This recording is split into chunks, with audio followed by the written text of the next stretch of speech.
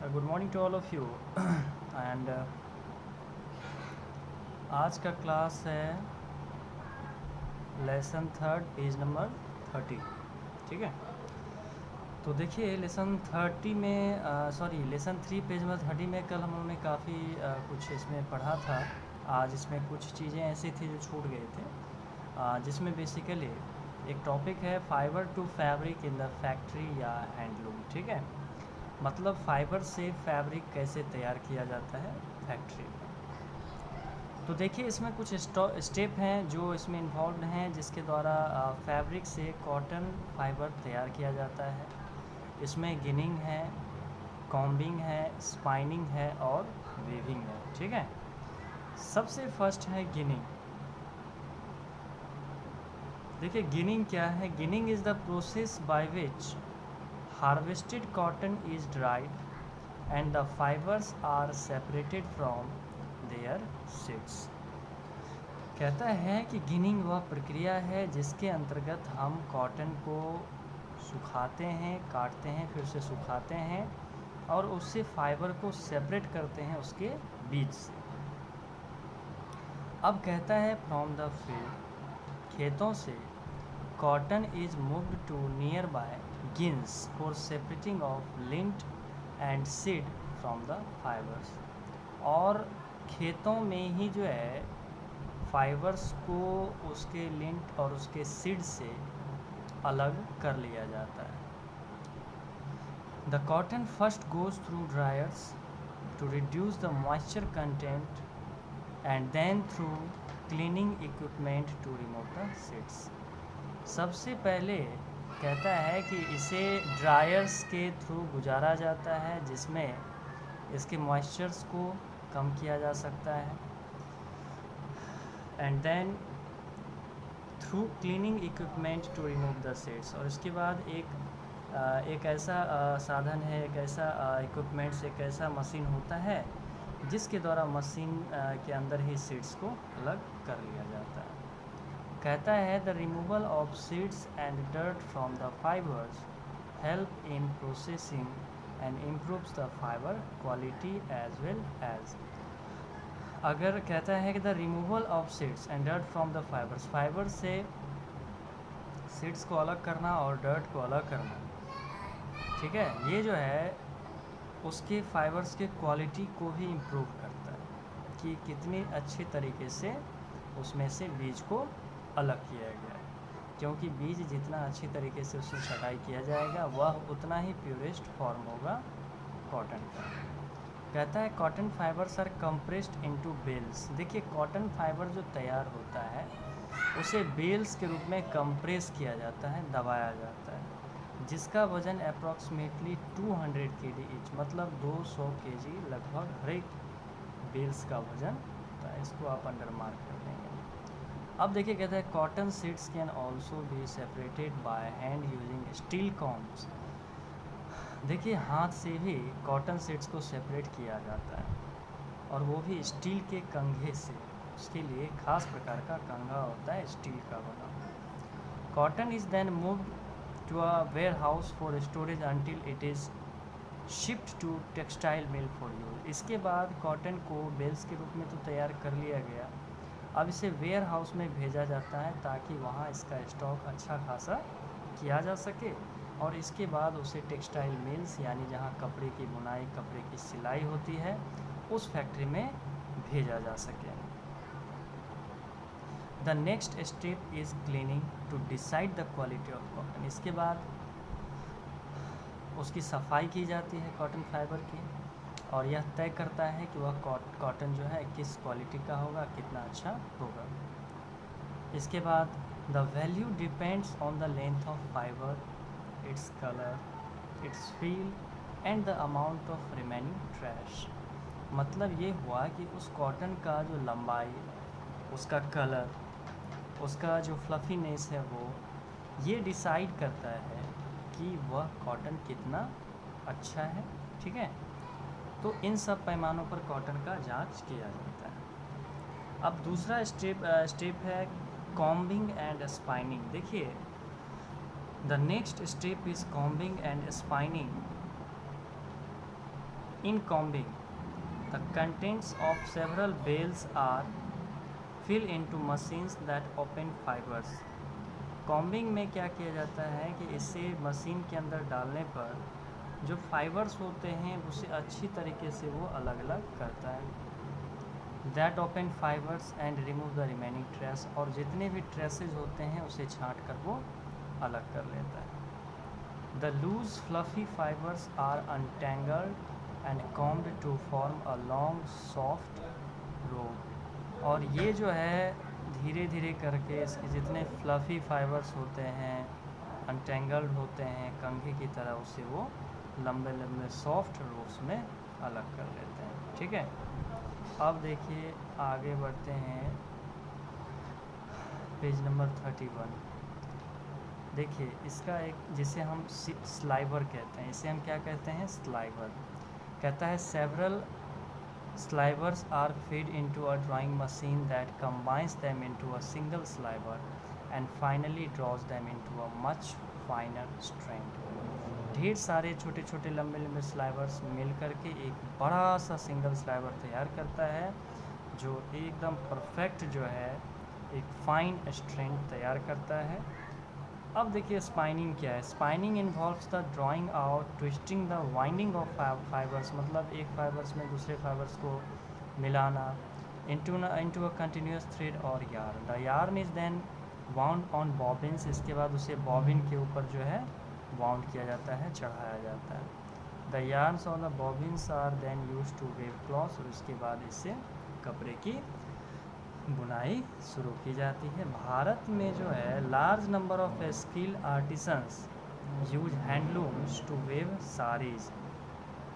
भारत में बड़ी संख्या में जो हैं जितने भी आर्टिसंस हैं जो अपनी कुशलता के माध्यम से हैंडलूम्स पर साड़ी तैयार करते हैं। कहता है each state has traditional styles and designs of saris. प्रत्येक राज्य में अलग अलग पारंपरिक तौर तरीके से साड़ी को डिज़ाइन किया जाता है, उसे बनाया जाता है।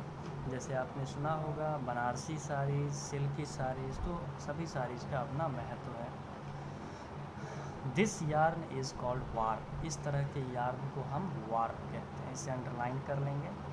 कहता है shuttle runs perpendicular to the warp back and forth carrying the yarn alternatively over the under and under the warp. मतलब एक शटल होता है जिसमें यह परपेंडिकुलर, मतलब इस तरह से क्रिस क्रॉस आकार में एक के ऊपर एक, एक के ऊपर एक, एक के ऊपर ना, पहले अंदर फिर ऊपर, इस तरह से वो जो है एक दूसरे से अटैच होते हैं और एकदम मजबूत कपड़े की बुनाई करते हैं। दिस इज़ कॉल्ड वेफ्ट, इसे हम क्या कहते हैं, वेफ्ट कहते हैं। ठीक है, अब देखिए तीसरा जो प्रोसेस है वो है वेविंग। कहता है cloths are weaved on either handloom और पावर लूम। देखिए कपड़े की जो बुनाई होती है वो हैंडलूम पर भी की जाती है और पावर लूम पर भी की जाती है। Weaving involves placing 2 sets of thread और yarn made of fibre. Weaving में जो होते हैं बेसिकली 2 सेट होते हैं थ्रेड्स के, और उसे हम यार्न भी कहते हैं, जिससे फाइबर तैयार होता है। उसे वार्प और वेफ्ट कहते हैं। लूम पर वार्प और वेफ्ट होता है। Whereby the 2 strands of yarn are interlashed on the machine to become a fabric, जिसमें मैंने बताया था एक दूसरे से इंटरकनेक्ट होना। ठीक है, आप देखे होंगे कोई भी कपड़े को गौर से देखें तो उसमें जो धागे होते हैं वो एक दूसरे से किस तरह से अटैच होते हैं। आप कपड़े को अगर बारीकी से देखें तो आपको समझ में आएगा कि कपड़े की बुनाई कैसे की गई, उसे इंटरलेस्ड कहते हैं।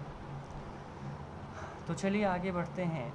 कहता है other uses of cotton. Cotton का जो दूसरा एक अलग जो अपना एक उपयोग है उसके बारे में जानते हैं। देखिए कहता है in addition to the textile industry cotton is used in fish nets, coffee filters, tents and in book binding.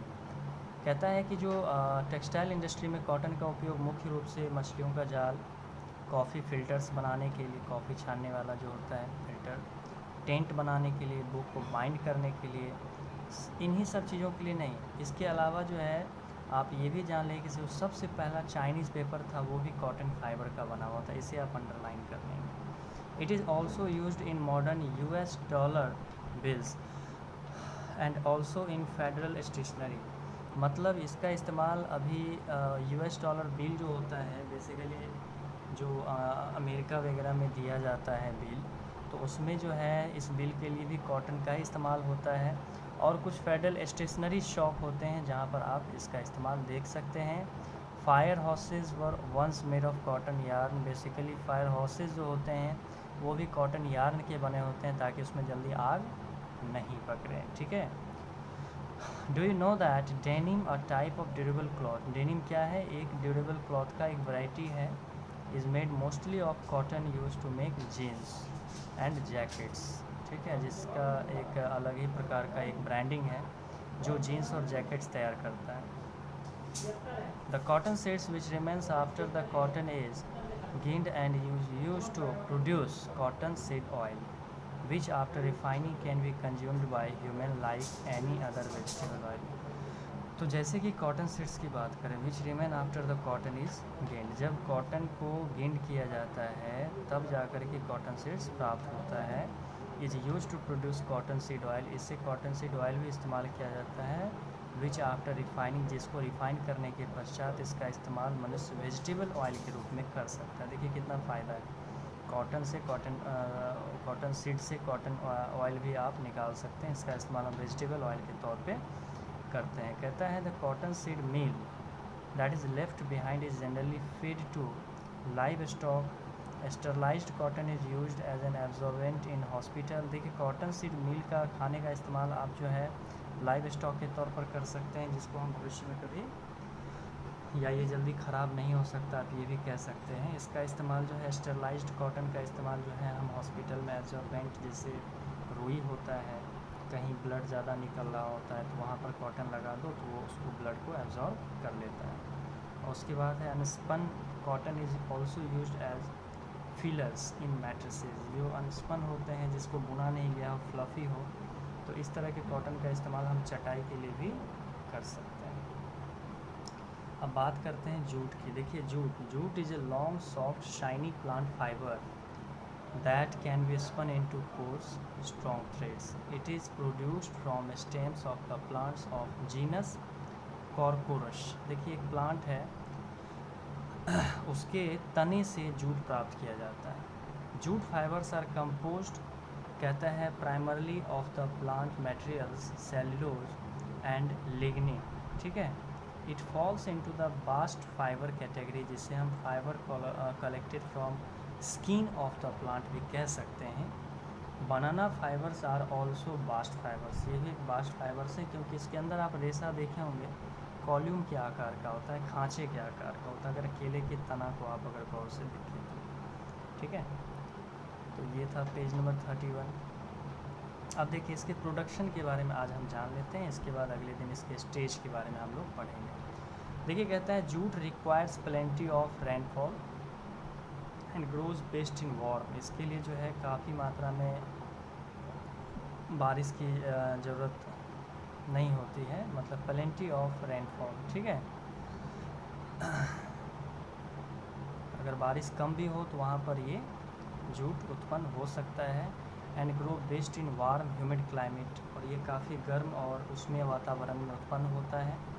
Bharat में कहता है jute is grown in alluvial soil in Sundarban delta region. भारत में इसका उत्पादन जो है एल्यूवियल मिट्टी में किया जाता है, जो बेसिकली सुंदरबन डेल्टा क्षेत्र में पाया जाता है, जो कि गंगा और ब्रह्मपुत्रा के नदी के आसपास का रीजन माना जाता है कि वो सुंदरबन डेल्टा से बना हुआ है, वहाँ एल्यूवियल सॉइल ज़्यादा है। Almost 85% of the world's jute cultivation is concentrated in the Ganga delta, यानी सुंदरबन डेल्टा। गंगाज डेल्टा को हम सुंदरबन डेल्टा के नाम से भी जानते हैं। तकरीबन 85%, विश्व का लगभग 85% जूट का उत्पादन जो है वो गंगा डेल्टा के रीजन में ही किया जाता है। And this fertile geographic region is shared by both Bangladesh and India. और यह जो क्षेत्र आप देख रहे हैं भौगोलिक क्षेत्र, यह बांग्लादेश और इंडिया दोनों क्षेत्रों के बीच विभाजित है। West Bengal, Bihar and Assam are the, कहता है, सेफ जूट ग्रोइंग स्टेट्स, मतलब यहाँ सबसे ज़्यादा जूट का उत्पादन किया जाने वाला ये सब राज्य है, ठीक है। अब देखिए इसमें कुछ फैक्ट फाइल हैं कि several strong woody fibre such as flax, hemp, है ना, और jute obtain from phloem tissue of plants. Plants में जो फ्लोएम टिश्यू होते हैं, दो टिश्यू होते हैं, एक जाइलम और एक फ्लोएम, तो फ्लोएम टिश्यू से ही प्राप्त किए जाते हैं and uses in manufacture of wooden goods and कहता है cordage are called best fibres. ये सब जो होते हैं बहुत ही अच्छे फाइबर्स के तौर पर गिने जाते हैं। This fibres are collected from inner bark. ये अंदरूनी खाल से यानी कि पेड़ का जो अंदरूनी छाल होता है, हिस्सा होता है, उससे ये निकाला जाता है या फिर प्लांट की स्किन से निकाला जाता है। तो ये सब जो है बेस्ट फाइबर्स के उदाहरण माने जाएंगे। ठीक है, तो आज के लिए इतना ही। अब अगले दिन हम लोग stages of production of jute के बारे में पढ़ाई करेंगे। ठीक है, तो बस देखते रहें वीडियो। धन्यवाद।